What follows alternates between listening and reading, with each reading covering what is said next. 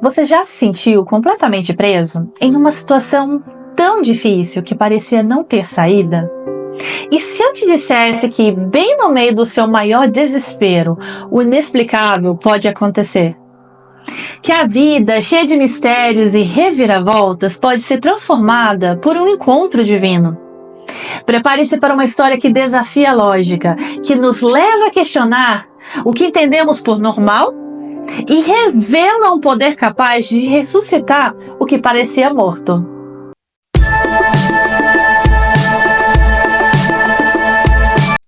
Antes de começar, que tal já se inscrever e dar o seu like? Agora, bora pro vídeo! Hoje vamos falar sobre a passagem de Lucas, capítulo 7, versículo 11 a 17.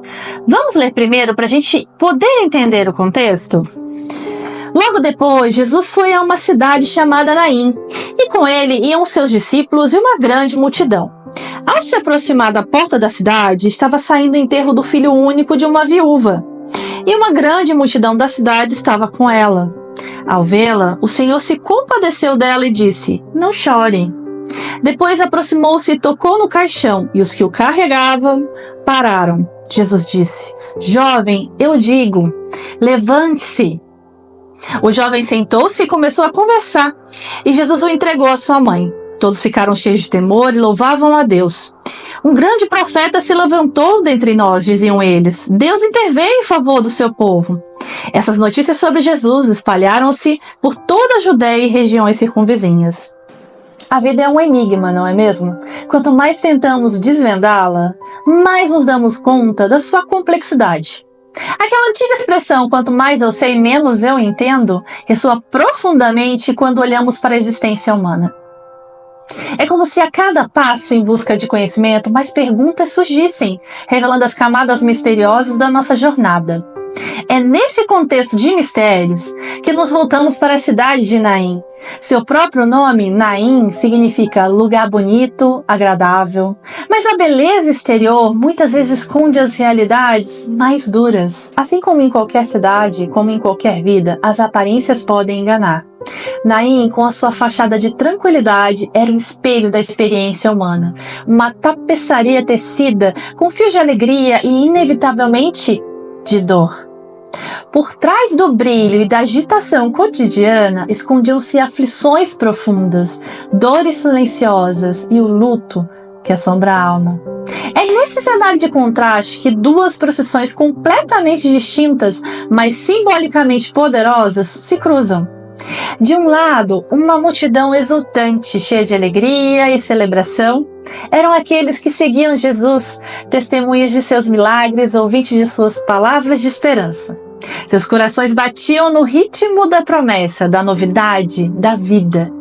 Do outro lado, o peso da tristeza e da perda, arrastando-se pelas ruas, um cortejo fúnebre. No centro dessa procissão sombria estava uma mulher, uma viúva.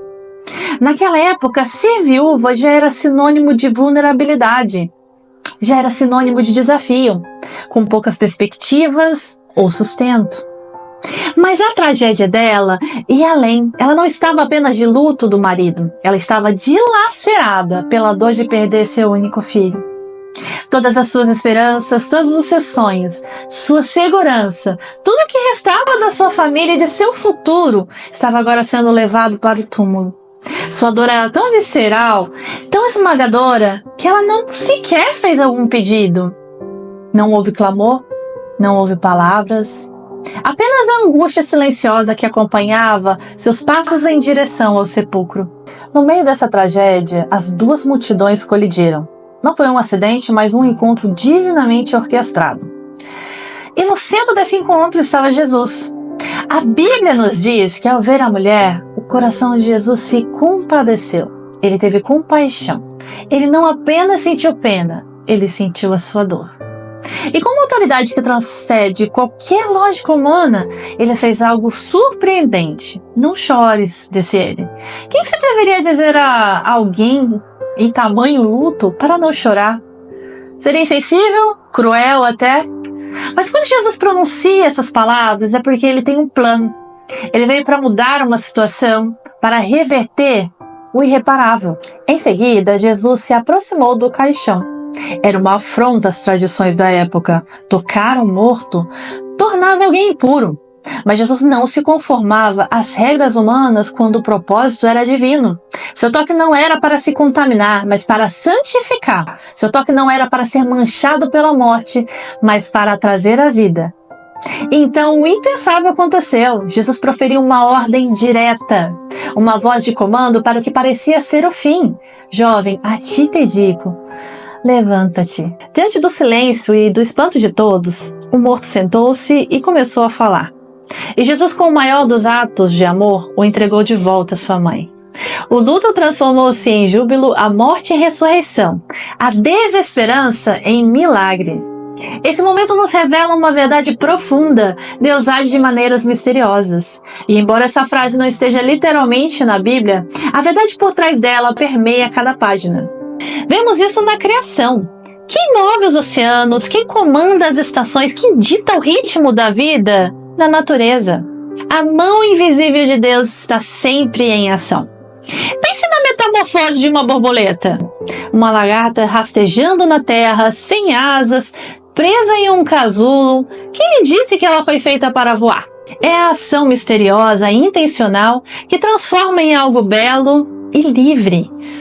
Ou uma semente enterrada na escuridão da terra, parecendo que sua história chegou ao fim. Mas a mão invisível alcança essa semente e sussurra: você não está enterrada, você está plantada. E dela brota uma nova vida. Deus trabalha em meio a tudo isso, em meio a todo esse mistério. E Ele não está distante, mas se manifesta de forma inesperada. No caso da viúva de Naim, a mão invisível de Deus se materializou nas mãos de Jesus Cristo. Ele não esperou que ela pedisse, seu amor por ela superou qualquer pedido. Você pode estar se perguntando: mas e as minhas perguntas? Porque a vida é tão complicada? Por que as coisas ruins acontecem com pessoas boas? E por que coisas boas acontecem com pessoas que parecem não as merecer? Por que algumas portas se abrem facilmente e outras parecem seladas para sempre? Essas são perguntas válidas e elas não ofendem a Deus. Até certo ponto, tá, gente? Na verdade, a fé não elimina as perguntas, mas nos mostra para onde levar nossas perguntas. É um convite para que nossa fé se aprofunde através da honestidade das nossas dúvidas. Jesus não tem medo das nossas aflições, das suas aflições. Ele não se afasta da sua dor, do seu sofrimento ou das suas decepções.